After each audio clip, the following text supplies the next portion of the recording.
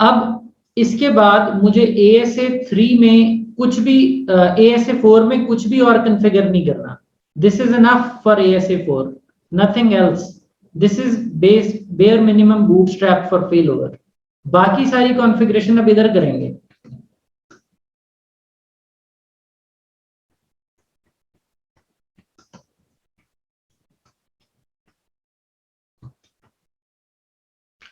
अब यहां पर ही बताएंगे कि स्टैंड बाई हालत में तुम्हारा आईपी क्या होगा।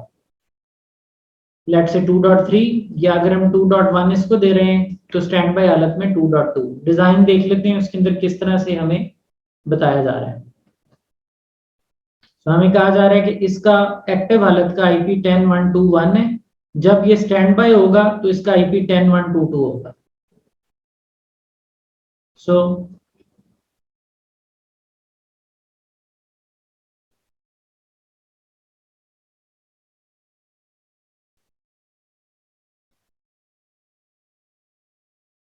ये हम ईथरनेट 0 पे कॉन्फ़िगर कर रहे हैं ऑन दिस यूनिट।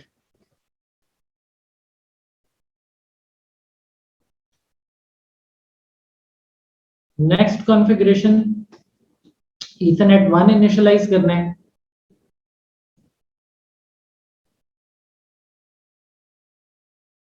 और इसका आईपी हमने देना है 10111, और जब ये स्टैंड बाय हो जाए तो इसका आईपी 10112 हो जाएगा और सिक्योरिटी लेवल 100। इसके बाद हमें रूट देने हैं। रूट आउटसाइड, लेट्स से हम बाहर की तरफ डिफॉल्ट रूट दे देते हैं 10113, which is 10123, which is going to be this router's IP, क्योंकि इसके पीछे एक सबनेट है जिसे हमें एक्सेस करना है। और एक रूट हमें इनसाइड की तरफ देना है which is towards 10113 और इनसाइड की जानिब।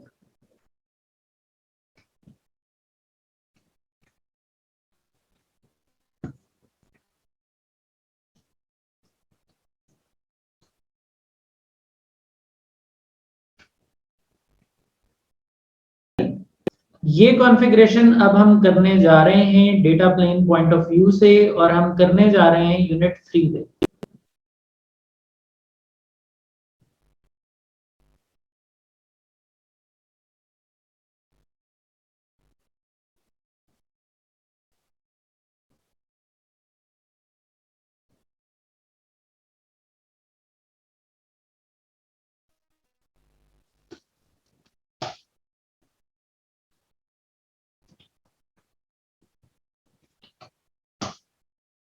So you can see that data plane interfaces are initialized. अब हम R1 और R2 को भी कॉन्फ़िगर कर लेते हैं। R1 हमारा इनसाइड पर है और इस पर आईपी एड्रेस हम दे रहे हैं 19 instead 10113। Let's see in the design 10113, और डिफॉल्ट रूट इसका फेंक रहे हैं 10.1.1.1 पर। इसके ऊपर हम इसका डिफॉल्ट रूट फेंक रहे हैं क्योंकि ये वो आईपी है जो कोई भी एक्टिव होगा उसका ये आईपी एज्यूम हो रहा होगा। सो हम 10111 के ऊपर अपना डिफॉल्ट रूट फेंक रहे हैं।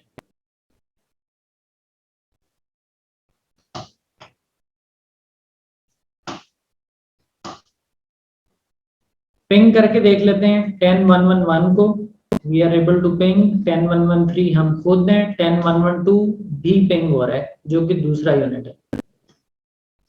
तो मेरा अपना आईपी और प्राइमरी फायरवॉल और बैकअप फायरवॉल, लेकिन रूट हमने जिस पर डाला हुआ है दैट शुड बी, ये कोई प्रीवियस रूट है, इसको हम निकाल देते हैं।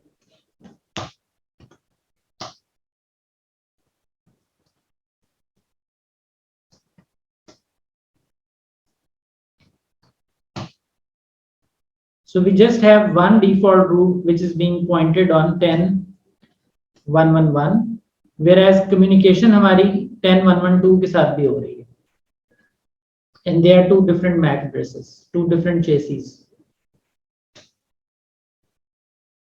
R2 पे चलते हैं।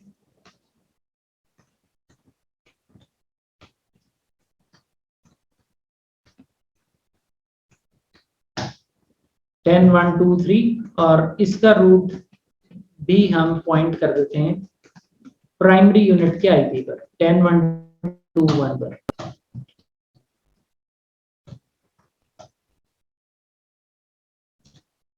Let's remove the previous root.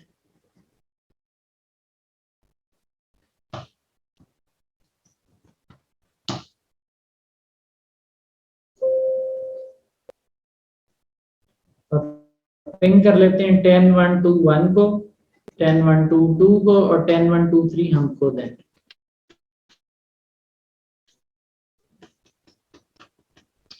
Okay, so R1 से हम टेलनेट कर रहे हैं 10 1 2 3 को।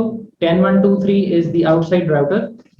और अगर हम यहाँ ASA 1 पर देखें शो कॉन, तो हमें कनेक्शन नजर आ रहा है। ASA 2 पे देखें शो कॉन, तो इसमें कोई कनेक्शन नहीं है। ASA 3 में कनेक्शन है, ASA 4 में कोई कनेक्शन नहीं है क्योंकि ये स्टेटलेस फेलओवर है, ट्रैफिक इसमें से गुजर रही है। क्लियर कॉन कर देते हैं, कोई कनेक्शन नहीं है। और अगर हम R1 पर आकर देखें तो हमारा कनेक्शन डिस्कनेक्ट हो गया है जो आउटबाउंड बनाया गया था। हम इस यूनिट को आके कह देते हैं fail over active. Now this unit जो कि ओरिजिनली सेकेंडरी यूनिट है उसको एक्टिव कर दिया गया। अब हम टेलनेट करते हैं दोबारा।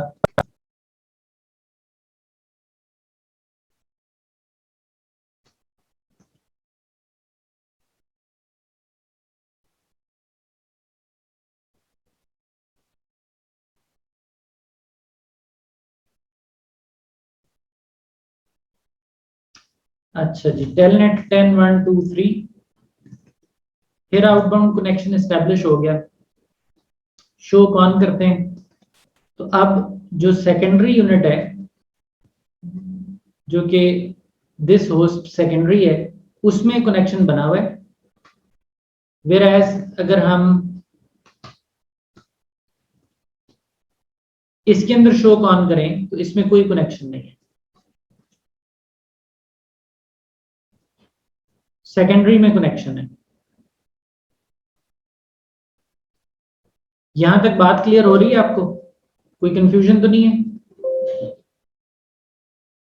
अभी तक आपको क्लियर है कि फेल ओवर कैसे वर्क कर रहे हैं?